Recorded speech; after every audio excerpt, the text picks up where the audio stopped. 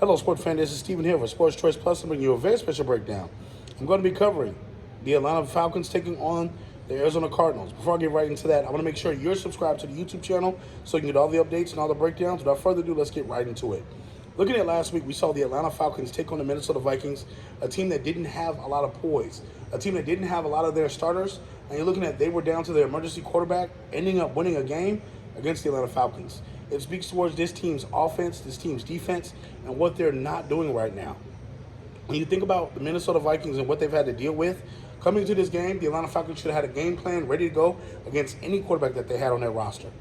Being the more superior talented team, with no Justin Jefferson on the other side, you literally had a three-headed monster available for you for your Atlanta. You were playing with Taylor Heineke, but you got to think, this team had the game in its grasp for most of the game. They allowed a Minnesota team to essentially do what they had to do and sneak a victory out. Arthur Smith and this offense should be ashamed of themselves because they essentially didn't run the ball effectively. They didn't pass the ball effectively. They didn't do what they had to do to beat the Minnesota Vikings. Wins in the NFL are very costly, so you have to get there and do this. When you're looking at the Arizona Cardinals, they got blown out by the Browns. It's no secret. The Arizona Cardinals are playing for next year. They're playing for next year's pick. They're playing for next year's everything. So a lot of the players that you've seen on this team probably won't be on this team next year.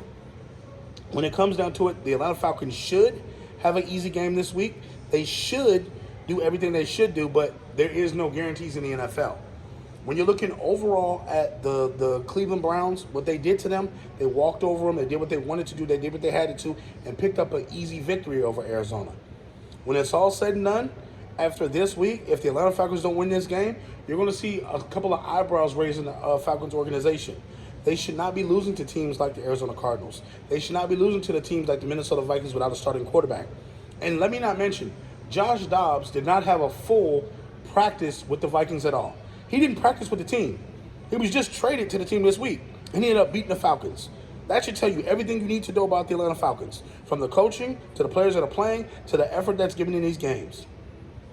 Understand, it may not just be the quarterback, it may not just be the play calling, it may be a combination of things.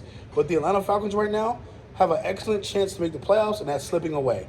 With the Saints starting to get their feet back and their footing back, the NFC South is starting to slowly tilt from the Falcons to the Saints.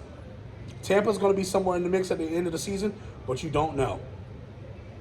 If you're an Atlanta Falcons fan, I'm calling for the victory for this one. I believe the Atlanta Falcons are going to beat the Cardinals. I don't feel like it's going to be easy because I feel like the Cardinals are still giving some type of effort, but I think the Atlanta Falcons should blow them out in this football game.